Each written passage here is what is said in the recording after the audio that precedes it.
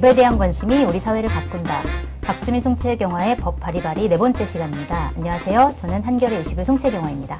안녕하십니까. 법 읽어주는 남자 박주민입니다. 4회째 만에 네. 처음으로 옷이 바뀌었어요. 옷을 갈아입었죠? 네.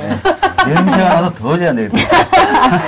오늘 좀 여러 가지 이렇게 또 착용도 하시고 그래서 이쁩니다. 원래 제가 쓰던 시계가 장모가 선물해 주신 시계인데 고장이 나서. 혹시 이니 시계는 못 받으셨어요?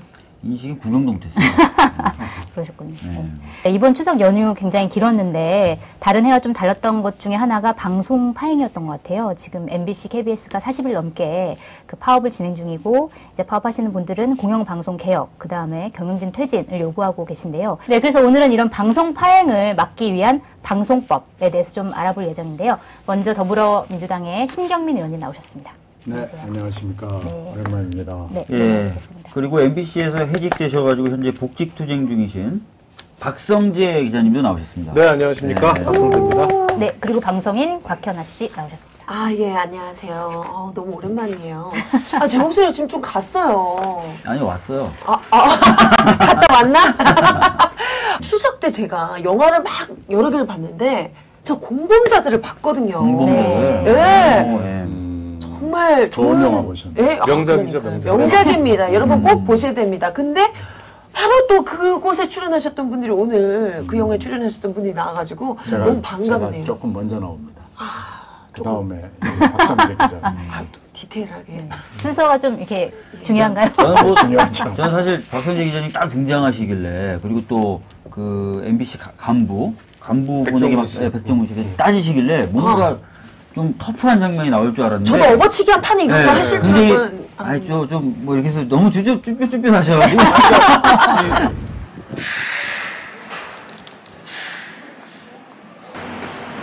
잠깐 얘기 좀 하시죠. 본부장님. 안녕하세요. 자, 여기 있어. 5분만 좀 얘기 좀 하시죠. 왜 이러세요? 얘기만 좀 하게 해주세요. 본부장님. 저 누군지 아시죠? 저 박성재입니다. 본부장님이 불법으로 해고한 박성재입니다, 제가.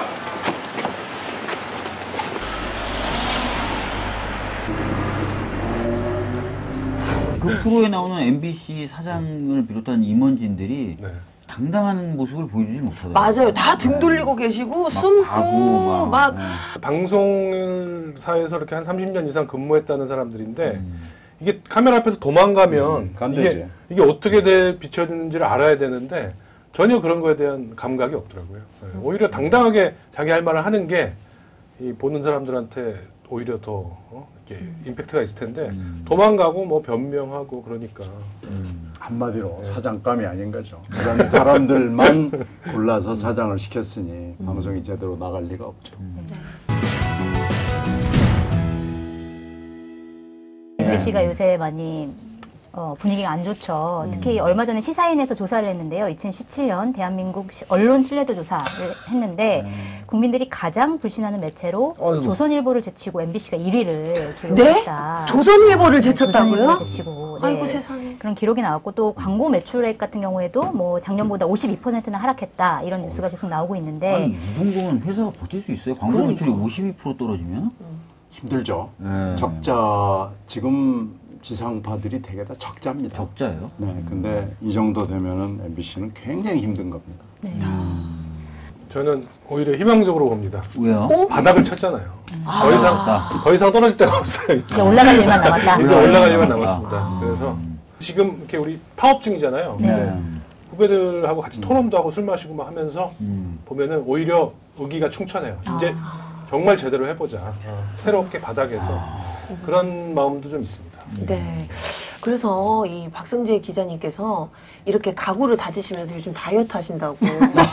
이제 곧 복귀할 거라고. 아니, 지금 뭐 보면은. 그 소문이 한겨레까지 아니, 여기 다 해놨어요. 예. 아까 대기실을 잠깐 얘기했는데 외모가 일단 기자라기보다는 예술가에 가깝게 좀 변하고 계십니다. 공방 아저씨 약간 그런 느낌이어가지고. 해지기 만들어낸 기업입니다. 원래는 안 그랬거든요. 네.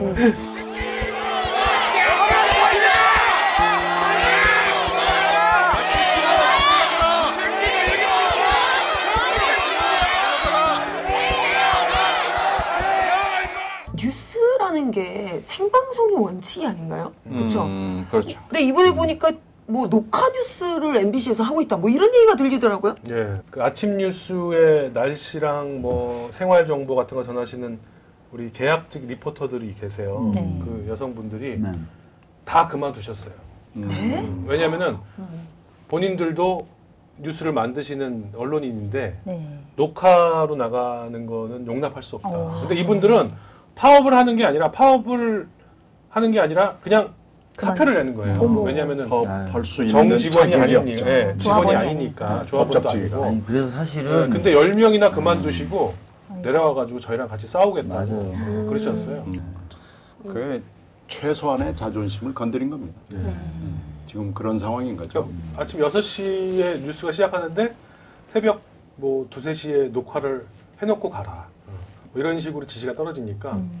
그리고 날씨 같은 건 진짜 생방송으로 해야 되잖아요. 이거 어떻게 해요? 그 갑자기 날씨를 녹화하라고 뭐. 4시간 후에는 어떻게 될지 모르겠어요. 일단 지금은 말씀이다. 세계 최초. 참 우프다 정말. 그러니까 오픈이에요. 예. 정말 그 뭐 정규직뿐만이 아니라 계약직 분들도 사표를 낼 정도로 참 네. 참담한 심정으로 예. 이번 파업에 뭐 동참을 하고 계신데 그러면 요새 유튜브에서 화제가 되고 있는 영상이 있는데 한번 보시겠습니다. 여러분 안녕하십니까? 오늘이 제가 진행하는 마지막 뉴스데스크입니다. 2년이 넘었는데요. 돌아보니 온통 무안하고 부끄러울 따름입니다. 대한민국의 공영방송은 그 신뢰가 바닥까지 떨어졌습니다. MBC는 참담하게 망가졌습니다. 지역방송 전주 MBC는 그 역할을 다할 수 없었습니다. 이명박 박근혜 정권 근 10년, 공영방송 장악은 집요하고도 무도했습니다. 저희들 안에서 저항하고 한순간도 싸움을 멈춘 적 없었지만 부족했습니다. 그래서 여러분 실망하고 또 화나 있는 것 잘 알고 있습니다. 그래도 저희들 여기서 포기할 수 없어서 다음 주부터 어쩌면 마지막이 될 공영방송 정상화, 파업 투쟁에 나섭니다. 그때가 언제일지는 모르지만 공영방송이 바로 서고 MBC가 사랑받게 되고 지역방송 전주 MBC가 다시 제 역할을 할 수 있을 때 돌아와서 본분에 충실하겠습니다. 지금보다 더 매섭게 질책하시고 따갑게 비판하시더라도 절대 외면하지 마시고 끝까지 응원해 주시기를 감히 당부드립니다. 죄송합니다. 그리고 고맙습니다. 전주 MBC 김한광 앵커의 뉴스 오프닝 멘트인데요. 박 기자님 어떠셨어요? 좀 들으시면서 심정이 좀 듣질 어떠셨어요? 않았는데. 김한강 선배를 제가 잘 아는데요. 진짜 신사고 그 선배가 자기 뉴스를 진행하면서 이런 멘트를 한다는 것 자체가 예를 들면은 자기가 만든 이 상품을 내다 버리는 노동자의 심정이랄까? 뭐 그런 걸 것 같아요. 그래서 보는 사람들도 그렇지만 저희 같은 동료로서도 너무 좀 가슴이 아팠고요. 근데 그 심정을 또 알 것 같아요. 이 개판이 된 뉴스를 한번 버려야 다시 살아날 수 있거든요.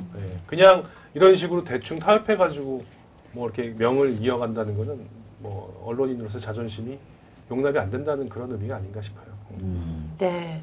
아니, 그래서 뭐 이 오프닝 멘트, 이 전주 MBC 김한강 앵커의 오프닝 멘트도 또 좀 마음을 울리지만 저는 또 그 우리 신경민 한때 그 MBC 앵커이셨던 그때 이 클로징 멘트가 지금 뭐 엄청 그 회자가 되고 있거든요. 네, 다시 또 많이 나오고 있어요. 그래서 제가 지금 네. 좀 찾아봤는데 한번 해주시면 안 될까요? 제가 하려고 그랬는데 제가 하면 너무 가벼울 것 같아가지고. 해보세요. 제가 찾아봤어요. 그래도 이 느낌 좀 살려서 좀 한번 좀 그때 이 좀. 공범자들이 나오는 거죠. 공범자들이 나옵니다. 네. 진짜. 회사 결정에 따라서 오늘자로 물러납니다. 그동안 제 원칙은 지난 1년여 제가 지닌 원칙은 자유, 민주, 힘에 대한 견제, 약자 배려, 그리고 안전이었습니다. 하지만 힘은 언론의 비판을 이해하려고 하지 않아서 답답하고 암울했습니다. 구석구석과 매일매일 문제가 도사리고 있어 밝은 메시지를 전하지 못해 아쉬웠지만 희망을 품은 내일이 언젠가 올 것을 믿습니다. 할 말은 많아도 제 클로징 멘트를 여기서 줄이겠습니다. 이렇게 했습니다. 아, 참 먹먹해지네요. 네. 아. 희망은 품을 내일이 7년 동안 안 오다가 그러니까요. 너무 오랫동안 안 하네요. 네, 앞으로 이제 신경민 의원님 전에 하셨던 앵커 멘트 이런 것도 이제 반복되지 않아야 되는데 네, 그래서 오늘 우리가 선정한 법안이 지난해 7월에 발의된 법안이죠. 국회의원 162명이 무려 공동 발의한 방송법 개정안입니다. 네. 어떤 법안인지 박 의원님이 좀 설명해 주세요. 총 4개 법안입니다. 그러니까 방송법, 방송통신위원회 설치 및 운영에 관한 법, 방송문화진흥회법, 한국교육방송공사법 이렇게 4가지에 대한 개정안이에요. 그러니까 전반적으로 KBS와 MBC의 지배구조를 개선해서 방송의 독립성과 공정성을 높이겠다라는 내용인데요.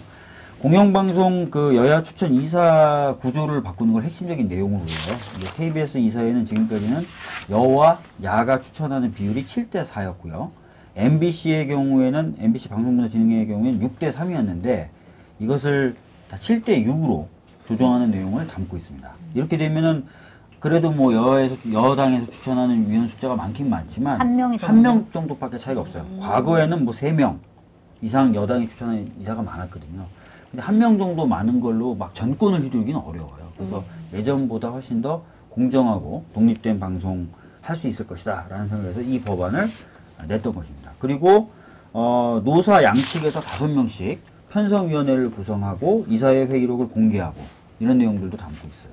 네. 그러면 이런 개정안을 이제 공동 발의를 하셨는데 이 개정안이 꼭 필요한 이유를 좀 설명을 해주신다면 의원님께서. 이 법안의 핵심적인 문제는 이 특별다수제는 김재철 같은 사람 같은 그런 저질의 사장은 안 나올 수 있게 하자.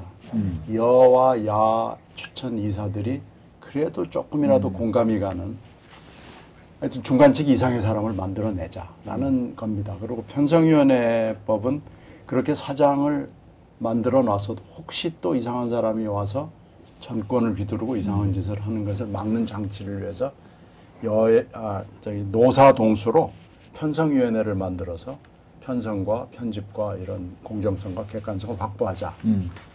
그겁니다. 그런데 이렇게 해서 이제 보통은 한 10대 명이 하면 되는 것을 162명이라는 사람을 전부 돌아다니면서 서명을 받아서 발의를 한 건데 어떻게 됐느냐. 꼼짝을 안 하고 있는 겁니다. 1년이 벌써 넘었는데. 여기서 잠깐 보충 설명을 좀 드려야 될 게 아까 특별 다수제를 말씀하셨는데 그게 뭐냐면 사장은 이사회의 3분의 2 이상이 동의를 해야만 사장으로 선임이 될 수 있다는 겁니다. 그러니까 이사 구조를 아까 말씀드린 대로 여와 야가 여당이 한 명만 많도록 만들어 놓은 상태에서 3분의 2가 찬성해야 사장이 되니까 결국은 여당 추천위원과 야당 추천위원이 합의를 한 사람이 사장이 될 수밖에 없는 구조로 만들어 놓은 거죠. 그러니까 여든 야든 안 쏠리는 사람이 사장이 될 수밖에 없는 구조로 만들어 놨는데 그렇게 사장을 뽑아놨다 하더라도 설마 또 이 사람이 편성권에 손을 댈까봐 노측과 사측이 동수로 하는 편성위원회를 별도로 만들어서 전혀 편성권은 사장이 손을 못 대게 그 편성위원회에서 편성에 대한 권한을 행사하게끔 만들었다. 이중의 안전장치를 만들었다. 이중의 제도적 장치를 만드는 거고 이 정도면은 그 당시에 여당이 받을 수 있을 거다라고 그래서 내놓은 건데 이걸 안 받는 거예요. 네. 현재 사장 임기를 보장해 준다는 말이 나오면 보장해 주면 뭐 특별다수제나 아니면 이사회 여야 추천 숫자 변경하는 것을 동의해 줄 것 같은 느낌이 드는데요. 어떠세요? 사실은요 편성위원회 조항을 더 싫어할지도 모릅니다. 왜요? 특별다수제는 혹시 받을 수 있을지 모르지만요. 특별다수제에서 묵묵부답이라는 것은 받을 수 있다는 얘기를 하기 싫은 거죠.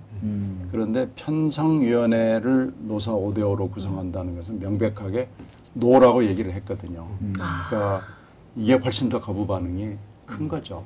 그렇게 해석해야 돼요. 아니, 박 기자님, 편성위원회를 그렇게 두려워할 이유가 그게 있나요? 이제 왜 그러냐면 박대출, 강효상 의원 뭐 이런 분들이 발언한 걸 봤는데 노영방송 된다고 그러더라고요. 노영방송. 네, 그러니까 그게 그 옛날 신한국당, 한나라당, 새누리당 이 역사예요. 이 역사에 있는 분들이 MBC를 항상 그렇게 폄하해서 불렀거든요. 80년대 그 땡전 뉴스 하던 시절에 국민들한테 손가락질 받던 그 뉴스를 뭐 우리 신사배가 너무 잘 아시겠지만 그런 거를 좀 이제 반성하자. 네. 그래가지고 노조가 만들어지고 87년에 하나씩 그 언론 자유를 획득해온 과정이 이제 노조가 정치권력의 힘과 싸워온, 낙하산 사장님과 싸워온 그런 과정인데, 이런 것들을 계속 노영방송이라고 보는 거죠. 노영방송. 예. 여야 그 싸움, 그다음에 논쟁 이런 것 중에 또 중요한 포인트가 하나가 3개월 내 이사단을 새로 구성한다는 부칙, 아까도 잠깐 나오긴 했는데 뭐 전략상 이게 이제 들어간 이유나 아니면은 이제 뭐 자유한국당은 당연히 반대를 하겠지만 반대하는 이유나 이런 것들은 좀 어떻게 볼 수 있을까요?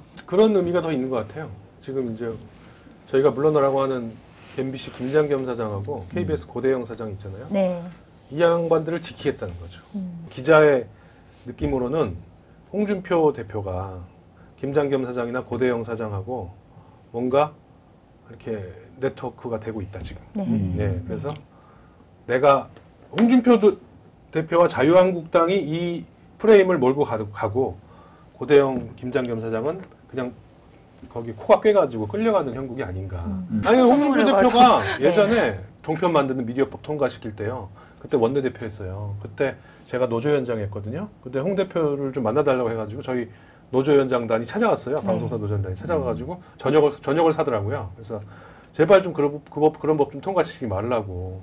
조중동을 그렇게 왜 도와주려고 하냐고. 그랬더니 그 양반이 뭐라는지 아세요? 이건 제가 책에도 쓴 내용이에요. 네. 이건 100% 사실입니다. 팩트. 저한테 뭐라 했냐면 네. 박 기자 그걸 몰라서 물어? 조중동은 우리 편이잖아. 이렇게 얘기를 했어요. 너무나 아무렇지도 않게. 너무나 뻔뻔하게 그런 얘기를 하는 거예요. 왜 멘트가 왜 이렇게 유치하지 느낌이? 그 양반이 그런 사람이에요. 너무 이 황당한 얘기를 너무 자연스럽게 아무렇지도 않게 해요. 네. 근데 그런 조선일보를 제치고 지금 MBC가 1등인 우리 편. 그러니까 MBC. 지키고 싶겠죠. 네. 만나면 그러니까 지금 얼마나 지키고 싶겠어. 좋은 친구가 그 의미였군요. 네. 박 기자, 그걸 모르겠어? 이제는 MBC가 우리 편 1등이야. 고마워. 김장겸 MBC 사장 체포영장 발부 이것도 굉장히 중요한 포인트였던 것 같은데 그러니까요. 이거를 계기 삼아서 이게 바로 언론장악 음모다 네. 이렇게 주장하고 있는데 난리 났어요. 네. 그걸로 뭐. 이 체포영장 발부에 대해서는 뭐 과도하다 아니다 이런 논쟁도 좀 있었는데 이거에 대해서는 좀 어떻게 보세요? 제가요? 뭐 두 분 아무튼 왜? 아니 네. 죄 지은 놈은 잡아가야 되는 거 아니에요? 조사하고. 그렇죠. 예. 네. 그리고 지금 김장겸 사장의 문제는 자기가 정치범이 되려고 자꾸 하는데 내가 볼 땐 형사범이에요. 맞아요. 정치범이 아니에요. 왜? 노동사범입니다. 네? 노동사범. 네, 노동사범. 현재. 노동사범도 형사범이잖아요. 맞아요. 네. 그렇죠. 예. 자범. 자범이에요. 실정법을 어긴 거예요. 이 무슨 공정방송 안 하고 뭐 정권 바뀌었다고 나가라는 게 아니잖아요. 네. 그렇죠. 네. 포악한 업주입니다. 아주 노동법을 정말 말도 안 되는 기자 200명을 부당 징계하고 스케이트장 보내고 뭐 알잖아요. 다 이제 너무나 유명해진 얘기들 많잖아요. 샌드위치 교육시키고 해고하고 샌드위치 교육이요? 그런 것도 했었어요. 샌드위치 교육 좀 샌드위치 알려주세요. 샌드위치 만드는 그 신천에 우리 MBC 이게 무슨 비유법이 아니라 진짜 샌드위치를 그 기자 PD 파업했던 네. 김재철 때 파업했던 한 100여 명을 글로 보내가지고 몇 달 동안 교육을 시켰어요. 근데 그 교육 중에 뭐 샌드위치 만드는 법, 뭐 하여튼 이 언론인들하고는 전혀 관계없는 그런 커리큘럼도 있었어요. 일상생활에 도움이 돼. 저는 이거 그 글 보고 참 좀 어이가 없어가지고 작년에 그 공개됐던 MBC 부사장 백종문 씨의 녹취록에 네. 최승호와 박승재는 증거 없이 해고했지만 소송 비용이 얼마든 변호사가 몇 명이 들어가든 내가 알 바가 아니야. 이랬다고 하는데 백종무관데. 그래 비슷했나요? 두 명의 박성재하고 최승호 얘는 증거 불충분에서 지각한다, 뭐 한다든가. 왜냐면 그때 최승호하고 박성재 해고시킬 때 그럴 것을 예측해 해고시켰거든. 그 둘은. 왜냐면 증거가 없어. 이놈을 가만 놔두면 안 되겠다 싶어가지고 해고시킨 거예요. 참 이 얘기 듣고 좀 어이가 없는 게 아니 그 직원을 뭐 막 이유 없이 이렇게 부당해고를 하고 아니 완전 괴롭히려고 지금 작정을 한 거잖아요. 그러니까 그게 이제 의문이었거든요. 이유 없이 해고됐다는 건 확인이 됐고, 네. 근데 진짜 이유가 있었을 것 같았어요. 저는. 근데 그게 이번에 국정원 문건. 문건으로 확인된 거죠. 그러니까 이제 좌파, 근데 소위 그건 말해서 노영방송의 어떤 좀 영향력 있는 기자 언론인들은 지침. 잘라내라. 지침입니다. 근데 그 제일 타겟들이 전직 노조위원장들 네, 이런 거죠. 극렬 노조, 극렬 노조 활동을 하셨던 미스터 극렬 노조. 저는 내가 왜 잘렸는지 정말 몰랐어요. 백종문이 아무 이유 없이 잘랐다는 것이 아니고 지침을 충실하게 수행한 겁니다. 그 미션을 수행한 겁니다. 문건 내용이 나중에 다뤄지겠지만 정말 아주 세밀하게 분석을 해서 그렇죠. 타겟팅을 하더라고요. 아, 되게 꼼꼼하더라고요. 그 이유가 없다는 게 아마 명분 없이 잘랐다라는 얘기인 것 같아요. 자기들이 그래도 명분이라도 만들어야 되는데 그런 게 전혀 없이 약간 증거 잘라낸 없이. 증거 필요나 이유나 그럴 과정이나 절차나 뭐 아무 근거 없이 가는 거니까요. 뭐 저희가 지금 얘기를 들으니까 너무 가슴이 참 답답하고 어떻게 이런 일이 있는가 싶은데 이 특종을 한겨레에서 냈다는 거 네. 이걸 꼭 좀 밝히고 싶네요. 감사합니다. 일면 톱으로. 감사합니다. 오늘 아까까지는 신경민 의원님께 굉장히 잘 보이시려고 그러셨어요. 갑자기 저요 지금 여기저기 다 쑤시고 있어요. 지금 보니까 제가 저 뉴스 포차 제가 술을 잘 마시는데 막 이러면서 예 여기저기 다 쑤십니다. 갑시다. 예.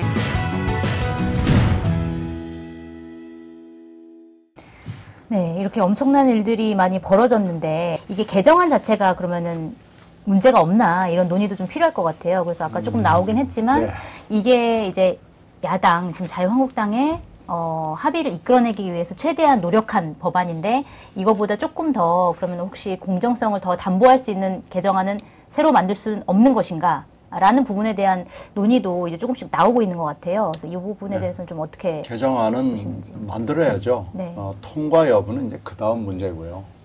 근데 그 이번에 방송법 이 개정안이 굉장히 오랫동안 이렇게 계류가 됐는데 문재인 대통령이 이번에 이 법을 좀 다시 한번 좀 재고를 해봐라 이러니까 이 자유한국당에서 방송법을 방송을 장악하려고 그러는 거다 막 이런 얘기를 해서 제가 참 뭐 묻은 사람이 뭐 묻은 사람한테 욕한다고 좀 어이가 없긴 했었는데 지금 이제 문재인 대통령이 이 법에 대해 재고해봐라라고 얘기했다고 하는데 그 사실관계와 내용이 그것도 좀 얘기해 주세요. 궁금해요. 네, 뭐 말 바꾸기를 했다 뭐 여러 가지 얘기들이 나오고 방송위원회하고요. 네. 과학기술정보통신부가 청와대 보고하는 자리가 있었어요. 업무 보고 그게 이제 자리에서. 비공개였습니다. 문 대통령이 갑자기 얘기를 꺼내는 거예요. 지금 현재 이 발의되어 있는 방송법을 듣자 하니 이게 좀 이렇게 물에 물 탄 듯 술에 술 탄 듯한 사람이 되는 사장이 되는 이런 구도라고 그러던데 이런 방송법을 가지고 되겠느냐. 그러니까 지금의 방송법과 발의되어 있는 방송 두 가지를 다 안 된다고 얘기를 하는 겁니다. 그래서 새로운 좋은 방송법을 만들어서 훌륭한 분이 사장이 되는 이런 좋은 법을 좀 만들었으면 어떻겠냐라는 의견이 있던데 어떻게 생각하시냐라는 얘기를 한 거죠.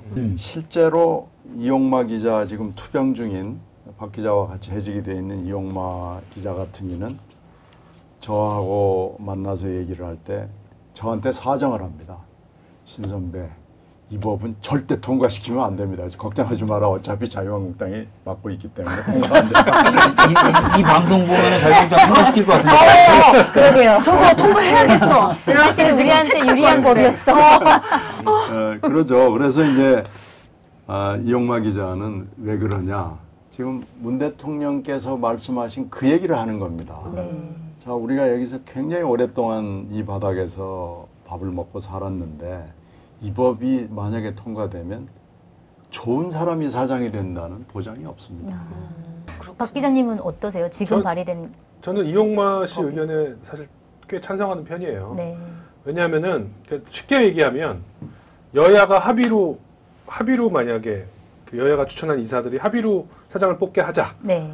무슨 특별 다수제가 그거 아니에요? 네, 맞습니다. 그렇죠. 그러면 어떻게 될 거냐면 같으면 예를 들어서 사장 후보들이 있어요. 그럼 이제 여당이 뭐 신경민 후보 어때? 라고 이제 야당한테 하면은 노. 그러면은 송채경아 어때? 노. 박주민 어때? 노. 이렇게 될 거란 말이죠. 네. 네. 그리고 이제 박성재라는 사람이 있어요. 나는 여한테도 잘 보이고 야한테도 잘 보이고 이렇게 로비 잘하고 정치권하고 두루두루 사이 좋은 애매모호한 이런 기계적 중립. 네, 기계적 중립이라보다는 그냥 처세술 좋은. 네. 기계적 중립이라도 잘하면 모르겠는데 그냥 정권에 따라서 처세술 좋은 언론인들이 참 많거든요. 그런 사람이 사장이 될 가능성이 높지 않을까요? 가능성도 저희는 있죠. 그런 걸 우려하는 거죠. 예. 여기 모델이요. 영국식 모델하고 독일식 모델이 있습니다. 근데 지금 이용마 기자가 계속 얘기하는 건 독일식 모델에 가까운 거예요. 이게 시민사회도 들어가는 시민사회의 그럼요. 어떤 약간 좀 실제적인 추천이 영국식 들어가는 모델이랑 부분이에요. 독일식 모델이 살짝 좀 다릅니다. 얘기해 주시면 안 돼요? 독일식 모델은 일단 이사 숫자가 엄청 많습니다. 60명. 예. 네, 60명이라고 하더라고요. 이사가 사회격인 방송위원회. 이사 그리고 구성원. 이 영국식은 지금 우리 숫자보다 조금 많아요. 예, 그러니까 이제 우리하고 좀 유사한 대목이 있죠. 근데 두 제도의 공통점은 뭐냐면요. 정치권이 이 이사들을 결정하는 게 아니고 시민사회와 지방자치단체와 이런 그러니까 국민들이 뽑는 겁니다. 네. 좋다. 그러니까 농민단체도 뽑고 어민단체도 뽑고 뭐 그런 거예요. 그러니까 변호사단체도 뽑고 아, 너무 좋은데요? 교수단체도 뽑고 해가지고 거기서 이사를 뽑아가지고 그리고 그 사람들을 한꺼번에 뽑는 게 아니고요. 1년에 몇 명씩 갈아요. 그러니까 계속 물갈이를 조금씩 우리는 하면서. 3년에 한 번씩 그냥 왕창 갈아가지고 자 지금부터 새로 시작하겠습니다 이거거든요. 근데 거기는 그게 아니고요. 몇 분의 1씩 가는 겁니다. 그러니까 연속성이 있죠. 그리고 거기에는 그 전제는 뭐냐면 건강한 시민사회와 건전한 지방자치가 있는 거예요. 그래서 여러 개가 굉장히 연결이 많은 되군요. 시민단체, 협회, 직업군들이 그 이사를 선임하는데 관여를 하는 건데. 아, 이거 너무 좋다. 그리고 진보적인 단체도 되고 보수적인 그렇죠. 단체도 진보, 되고. 보수, 뭐 중도가 다 오고 또 하나는요. 태극기도 가능한가요? 태극기 부대도? 거긴 좀 안 될 것 같아요. 그건 제가 엄마 부대 안 되고. 네, 알겠습니다. 또 하나는 이 이사를 재정신이 선정을 아닌 하면 분들이기 때문에. 이사를 뽑은 하여튼 단체가 있을 거 아니에요. 네. 이 끈이 있을 거 아닙니까? 가령 진짜로 태극기 단체가 하면 너는 태극기 단체 시키는 대로 해 이러는 게 아니고요. 독립성을 보장해 주는 겁니다. 당신의 건전한 상식과 합리적 판단에 따라서 이사 노릇을 해라라고 하는 거죠. 가령 예를 들어 대처 영국 수상 총리를 할 때 BBC하고 싸우잖아요. 이때 이사회가 BBC 편을 들어주는 거예요. 대처의 편을 들어주는 거예요. 독일도 마찬가지입니다. 그러니까 방송이 정치권의 영향력으로부터 완전히 독립됐다고 볼 수는 없지만 독립성을 갖는 것이 가능하다는 얘기죠. 건전한 시민사회와 건전한 지방자치 이런 것들 또 합리성이 그 사회를 지배할 수 있고 방송을 지배할 수 있다는 게 가능하거든요. 이미 가능한 모델이 있네요, 해외에. 그러니까. 아, 근데 지금 의원님이 말씀해 주셨던 거는 제가 봤을 때 두 가지 장점이 있는 것 같아요. 정치로부터 독립성도 있지만 방송이 사실은 국민의 여러 계층과 여러 직역과 이런 데 다 영향을 미치니까 그렇죠. 그런 분들이 한 명씩 들어와가지고 농업에 관련된 그러니까 말씀도 좀 하시고 네. 그렇죠. 농민들은 대표성이 농민 프로 하라고 주장을 할 수 좀 있는 해. 거예요. 뭐 이렇게 하고. 가능한 거죠. 공영방송이니까 그런 거 해야 돼요. 네. 여기에다가 이제 이용마 기자가 얘기하는 것은 뭐 저기 사추위도 좀 집어넣고 뭐 국민 배심제 비슷하게 해서 이를 집어넣는 건데 이용마 기자가 해직된 이후에 이걸 좀 연구를 해서 독일식과 영국식의 장점을 취해서 지금 만들어 놓은 제도입니다. 이게 이용마 아닙니다. 이용마 그런 게 아니 있는 있네요. 거예요? 네, 이용마 이용마 아니 씨가 아, 형태로 딱 돼 몸이 안 있어요? 좋으니까 앉아서 집에서 공부를 그것만 열심히, 공부만 열심히 공부를 공부하셨구나. 열심히 했어요. 네. 또 전공이 정치학 박사잖아요. 그러니까 이 유럽의 정치적인 문화까지 다 해가지고 그런 이용마 아이디어를 기자가 이용마가 아니고 이용해로 이렇게 해서 지금 이용해? 네. 농담하시는 거예요? 농하신 거야? 아니 아까 뭐 온도가 떨어지고 있어요. 지금 저도 박성재 안을 하나 추가할게요. 박성재 한번. 이용마 안에다가 네. 박성재 안. 하나 더 어떤 게 얹지나요? 네. 저는 이 사장과 경영진을 구성하는 문제 플러스 정말 중요한 게 보도국장, 시사제작국장 같은 이 뉴스와 시사 프로그램을 만드는 책임자를 또 어떻게 뽑을 거냐. 기자들이 직선제로 네. 뭐 한겨레 네, 한겨레는 사장을 직선제로 사장제를 뽑고 뽑고 편집국장을 임명 이제 동의제 하죠. 임명을 하면 이제 찬반을 예, 예. 거쳐서 이제 뭐 임명 동의제라도 그러면 예, 사장이 왜냐하면 지금 임명 동의제 하는 언론사 많아요. 우리나라에도 중앙일보도 아마 할 걸요. 그래요? 그죠? 예. 그러니까 왜 놀래세요? 중요한 왜 놀래세요? 별거 아니에요. 네. 제가 놀란 것처럼. 저번에 기자 PD들의 50% 지지는 받는 사람이 그렇죠. 적어도 책임자로 와야 되잖아요. 네. 그렇죠. 네. 상식적으로. 그건 아주 기본이에요. 네. 네. 그러면은 그런 것도 좀 법에 넣어주시면 사장이 중간에 약간 괜찮은 사람 뽑았다가 중간에 맛이 갈 수도 있잖아요. 그래도 기자들이 힘으로 보도는 지켜낼 수 있다. 저는 뭐 그런 생각도 합니다. 너무 좋다. 근데 그것도 넣어주세요. 그러니까 이거 얹어서 네. 그 이용마법, 그 박성재법 이래가지고 콜라보를 해가지고 진짜 이 국민 입장에서 얘기만 둘이 들어도 너무 공동발의 좋다. 해야 되겠습니다. 너무 좋아. 근데 이렇게 되면은 10만 년쯤 후에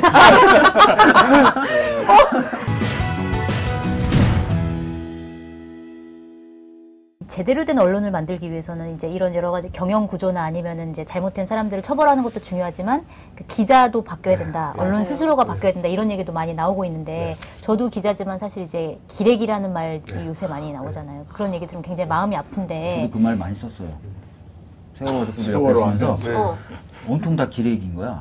막 그때는 진짜 너무 하더라고요. 그 면전 앞에서 해보신 적 있으세요? 면전 앞에서는 안 했어요. 속으로만 혹시 속으로만 아 기자님 또 당장 기사를 좀 잘 써줄까 하는 마음에. 네.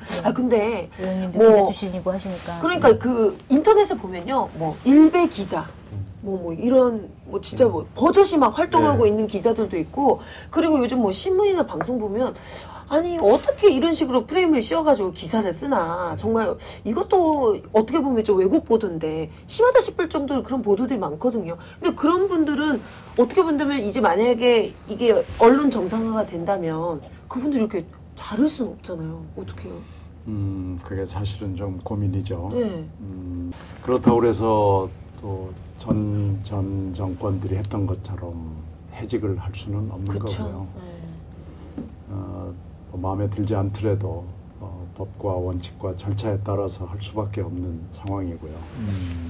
이것이 이제 상황이 어느 순간에 종료가 된다고 하더라도 실제로 회사를 예전처럼 원위치하고 업그레이드 시키는 데는 엄청난 또 희생과 아픔이 따를 거예요. 그걸 우리가 독재의 저는 그 대가라고 봅니다. 독재의 그 값이 굉장히 비싸거든요. 그러니까 이거 짊어지고 가야 될 우리 사회의 숙제죠. 이렇게 해직되고 난 후에 바깥에서 또 보는 시선이 또 남달랐을 것 같은데 좀 그럼요. 어떻게 보셨어요? 제가 뭐 하나 자랑해도 돼요? 네, 오, 그럼요. 제가 책을 한 권 얼마 전에 썼거든요. 네, 권력과 언론. 아시는구나. 네. 아니 근데 책 제목이 기레기 너무 저널리즘의 시대. 제목 부제가 있어요. 부제. 부제. 출판사에서 네. 좀 엄숙하게 가져와가지고. 네, 기레기 저널리즘 시대. 지금 아까 하신 얘기가 그 책의 내용이에요. 그러니까 이제 우리 MBC 같은 경우에 원래 있던 기존의 베테랑 언론인들이 많이 쫓겨난 다음에 그 자리를 채운 이제 그 후배들도 있지만 네. 타사에서 막 이렇게 들어온. 또 기존의 언론인들도 반성할 대목이 많거든요.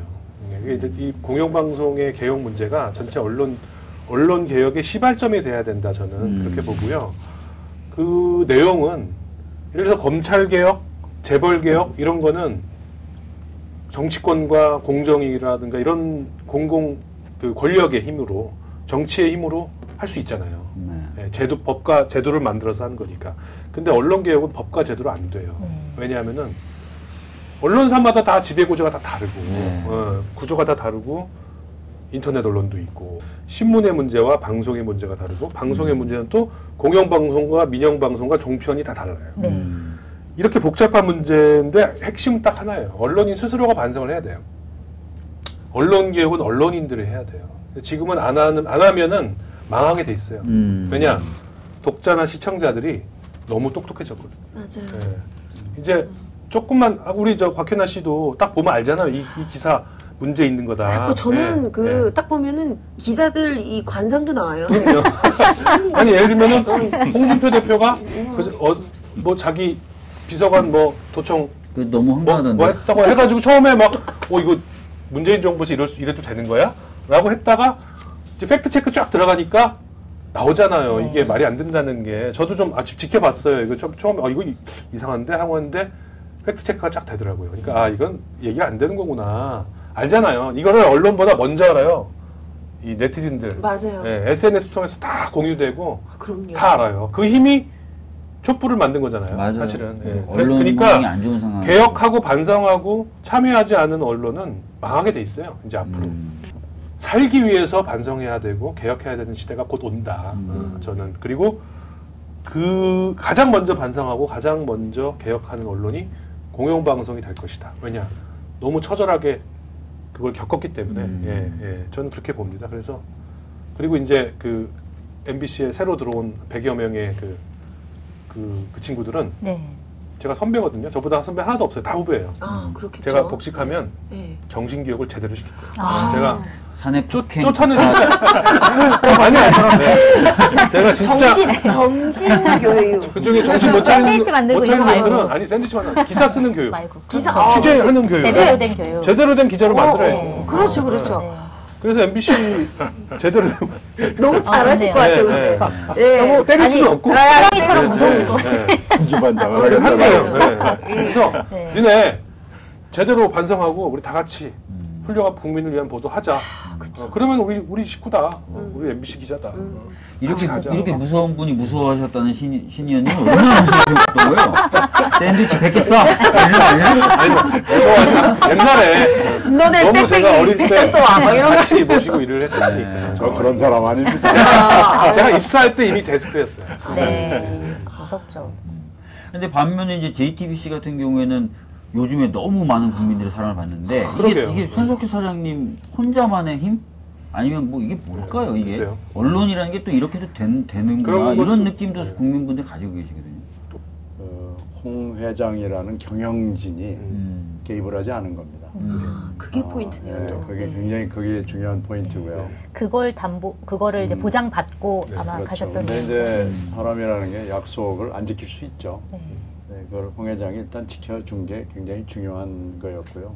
네, 처음에 참 우려가 많았죠. 네, 그렇다고 그래 했을 때. 걱정을 했는데 그리고 이제 손석희 씨가 변하지 않고 자기 그 캐릭터를 살려나갔고요. 미국 얘기를 제가 간단히 하면 미국이 공영방송 시스템이 아닙니다. 그렇죠. 커머셜이죠. 민영이죠.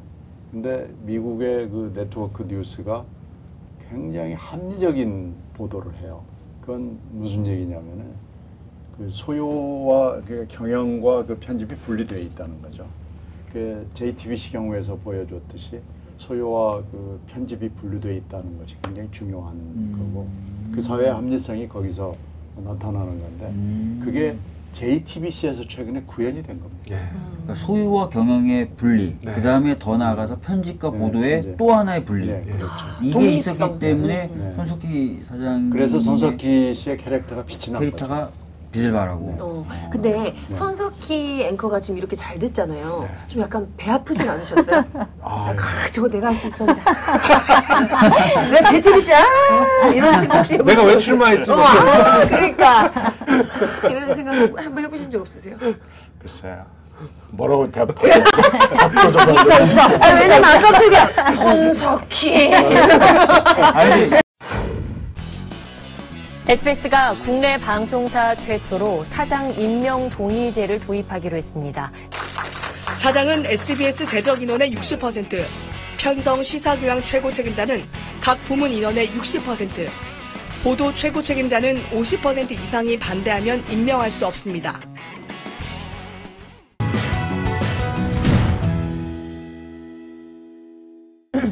방송법에 대해서 이것저것 많이 얘기를 해봤는데 진짜로 어떻게 보세요, 신정민 의원님? 몇 이 퍼센트 방송법 개정안 통과 보시나요? 가능성? 네, 통과 가능성. 아까 10만 년 걸린다고 그랬잖아요. 아니 그건 그건 이용만. 이용만. 박성재야, 더 심한 박현아. 곽현아까지 추가해서 10만 년. 자유한국당이 어떻게 마음을 먹느냐에 달려 있고요. 지금 현재 국회 선진화법에 따르면은 자유한국당이 고집을 부리면 갈 수가 없습니다. 1mm도 진전이 안 된다고 볼 수 있고요. 의원, 지방선거 때 혹시나 네. 자유한국당이 대패를 한다. 네. 그래서 이게 참 자유한국당이 국민들로부터 지지를 못 받는구나를 다시 확인했다. 네. 이러면 어떨 것 같아요? 한번 생각하겠죠. 그때가 되면은 여러 가지 법을 같이 놓고 볼 때 이 법이 중요하기 때문에 이 법도 반드시 그 안에 들어간다고 보고요. 그때가 한번 가능성이 있다고 봅니다. 자신들이 야당의 기간이 굉장히 길어진다고 생각됐을 때, 네. 그렇죠. 그러면 놀랄 거예요. 네. 근데 이 법 안 돼요. 이용만 이용만 박성재 안으로. 네. 아니 지방선거 박성재 안 되면 대표에서 이용만 그쪽이 막 해달라 그럴 때 이 안 이제는 우리 안 한다. 조금 더 하자. 네. 그래서 어차피 연말이 되면 이용마 박성재안 비슷한 게 나올 가능성이 있거든요. 그러니까 우리가 이제 법안이 2개가 되는 겁니다. 네.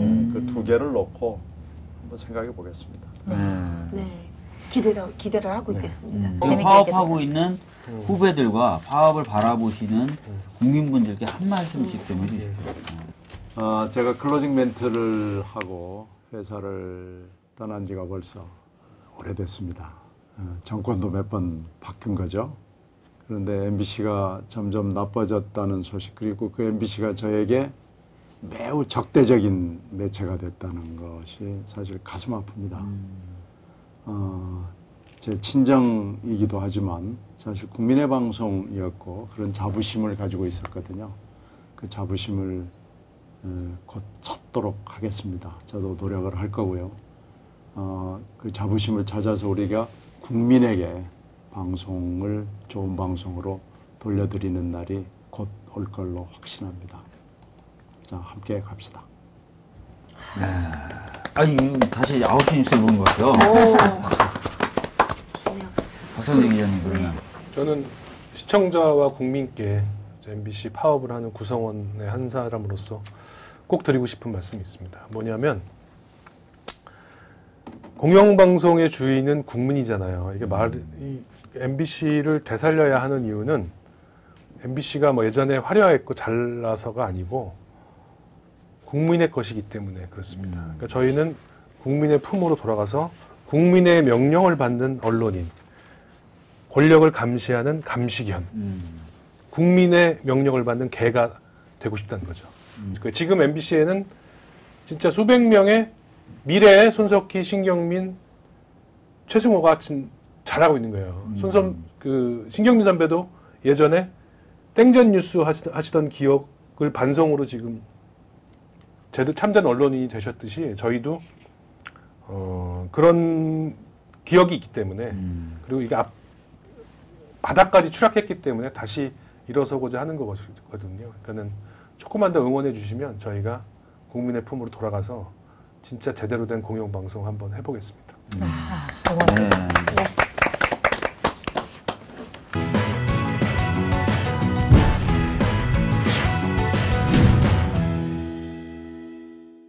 이번에 이제 이법저법 코너에서는 새로 얘기할 법안이 이른바 퇴근 후 카톡 금지법이라고 불리는 법안인데요. 지난해 6월에 신경민 더불어민주당 의원님께서 발의하신 법안이고 이제 근로기준법 일부 개정 법률안이라는 이름으로 발의를 하셨는데 이게 어떤 법안인지 좀 설명을 부탁드릴게요. 퇴근 후에는 연락을 하지 마라라는 취지의 법이거든요. 좋은 취지입니다. 이렇게 되어 있습니다. 근로시간 이외의 시간에 전화, 문자, SNS 등 각종 통신수단을 이용하는 업무에 관해서 지시를 내리는 걸 하지 마라라는 법인데요. 이 법의 약점이 지금 눈에 띄는데 갑자기? 네. 뭐죠? 집에 찾아가서 얘기하는 거. 그거 너무 재밌다. 야, 좀 일 좀 해줘. 직접 방문하면서. 알겠습니다. 방문과 접견 추가하겠습니다. 예리하시네. 선배님 왜 오셨어? 일 좀 해줘. 참모들이 젊으니까요. 젊은 참모들하고 같이 얘기를 하다가 같은 동년배 친구들 중에서 기업체에 간 친구들이 이걸 제일 불만으로 호소한다는 거예요. 그럼 하루 종일 시달렸는데 집에 와가지고 까똑까똑 하는 소리에 그냥 경기가 들린다는 겁니다. 그래서 이제 그러면 이걸 법으로 만들 수 있을까? 그래서 이제 우리가 이 아이디어를 내놨는데 이 법의 맹점은 박 의원님 얘기하시는 것 말고도 또 하나 있습니다. 어떤 거죠? 우리는 이걸 가지고 처벌을 할 수 있느냐. 법을 어길 때. 네. 처벌할 수 있어요. 어떻게요? 카톡 100일 금지. 미쳐요 그러면 카톡 하고 싶어서. 이모티콘 다 삭제. 미쳐요 그러면 이모티콘 얼마나 쓰고 싶은데. 그렇구나. 재밌다. 그래가지고 이게 이제 이것도 마찬가지로 이게 네. 환노위법이거든요. 환노위에서 진행이 되지 않고 있어요. 근데 그러던 차에 유럽에서 낭보가 들어왔습니다. 네. 프랑스가 작년 말에 법을 만들었어요. 예, 맞아요. 맞아요. 예. 그리고 독일은 법은 아니지만 지금 논의 중이고요. 독일 사람들은 독일 사람답게 이걸 기술로 해결했습니다. 어떻게요? 근무 시간 이외에 만약에 SNS로 접촉을 하면은 연결을 안 해줍니다. 아, 아예 차단에는 그 회사와 관련된 사람들이 그렇죠. 연결을. 그래가지고 네. 만약에 휴가 중에 또 SNS나 뭐 전화를 거는 경우 있으면 그것도 차단이 됩니다. 그래서 담당자로 이렇게 연결을 해주는 독일 사람들은 그렇게 기술로 해결을 했고요. 그럼 뭐 직장 상사가 자기 딸이나 아내 거로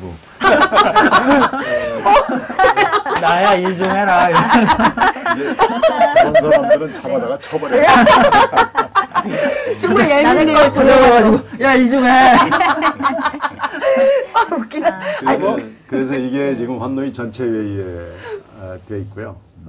이 상임위에 돼 있고 좀 더 이상 진행이 되지 않고 있는데요. 프랑스는 뭐 어떤 건가요? 프랑스는 엘코미법이라 그래가지고 이런 취지의 법이 만들어진 거예요. 그리고 이제 각 그 사업장별로 협의를 해서 이런 걸 실행을 해라라고 지금 된 겁니다. 그래서 우리도 가능성이 있는데 이게 이제 정권 교체가 갑자기 되면서 새로 구성이 된 이 강요에서 노동부 쪽에서 이것을 어떻게 받는다냐면은 1년 동안 연구를 하기로 했습니다.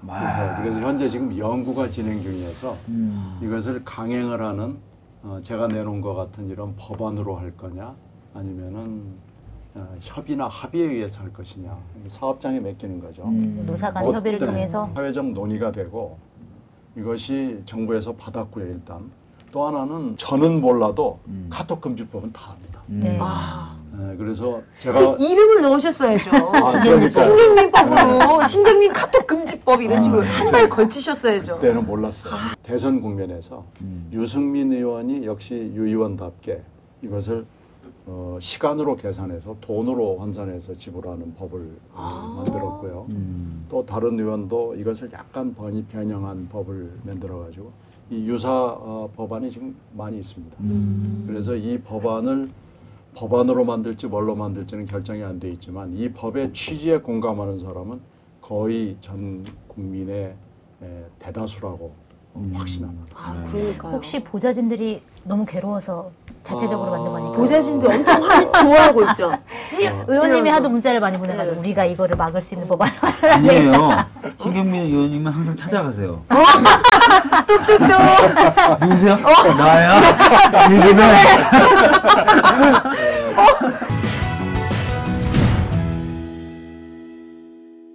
시민들의 의견이 우리 사회를 바꾼다. 시민 바리바리 코너입니다. 오늘은 고양시 일산에 사시는 박가록 씨께서 보내주신 의견을 소개해드리겠는데요. 지난 9년간의 적폐가 생각보다 커서 충격입니다. 이 부패한 구조는 최순실 게이트에서 내부 고발자들의 용기 있는 행동으로 알려졌는데요. 그런데 그 내부 고발자들은 지금 어떤 보호를 받고 있는지요? 무엇보다 그들의 생계는요? 그런 그들의 용기와 희생을 지켜주고 보상해줄 수 있는 법안 발의가 필요하다고 생각되는데 가능한지요? 박 의원님 어떻게 가능할까요? 사실 굉장히 필요한 부분을 지적하신 거라서 연구를 해보겠습니다. 그리고 이제 법안 형태로도 한번 만들어 볼까 이런 고민을 하게 되는데요. 가장 여기서 어려운 문제는 아마 재원 마련이겠죠. 재원 마련인데 충분히 저는 가능하다고 생각합니다. 왜냐하면 범죄 행위나 이런 거 하면 범죄 수익을 환수하거나 몰수하거나 이렇게 할 수 있거든요. 그렇게 되면 재원을 만들 수 있으니까 그런 재원 중에 일부를 떼서 내부 고발자를 보호하는 기금으로 만드는 것도 가능할 것 같거든요. 그런 식으로 한번 연구를 한번 해보도록 하겠습니다. 네. 좋은 법안을 기대하겠습니다. 그러니까요. 박주민안으로 하겠습니다. 우리 나가서 되게 욕심내는 것 같아. 이름 올리는 거. 10만 년 후에 통과되는 걸로. 앞으로도 시청자분들이 많은 의견을 좀 보내주셨으면 좋겠고요. 저희 의견 보내주실 곳은 페이스북 페이지가 있습니다. 박주민 송채경화의 법 바리바리 페이스북 페이지에 좋아요 눌러주시고요. 여기에 의견을 남겨주시면 저희가 반영을 해서 우리 박주민 의원님께서 법안을 만들어 주실 겁니다. 오늘 함께 해주신 신경민 의원님, 그리고 박성재 기자님, 그리고 곽현아님 전부 다 감사드리고요. 앞으로 진짜 말씀하신 대로 MBC 그리고 KBS가 다 제자리 찾고 국민들 것이 온전하게 되는 그런 날이 꼭 왔으면 좋겠습니다. 네. 다음 시간에도 더 알찬 내용으로 저희가 찾아뵙도록 하고요. 이상으로 박주민 송출영화의 법 바리바리 마치겠습니다. 감사합니다. 네, 감사합니다. 감사합니다. 수고하셨습니다.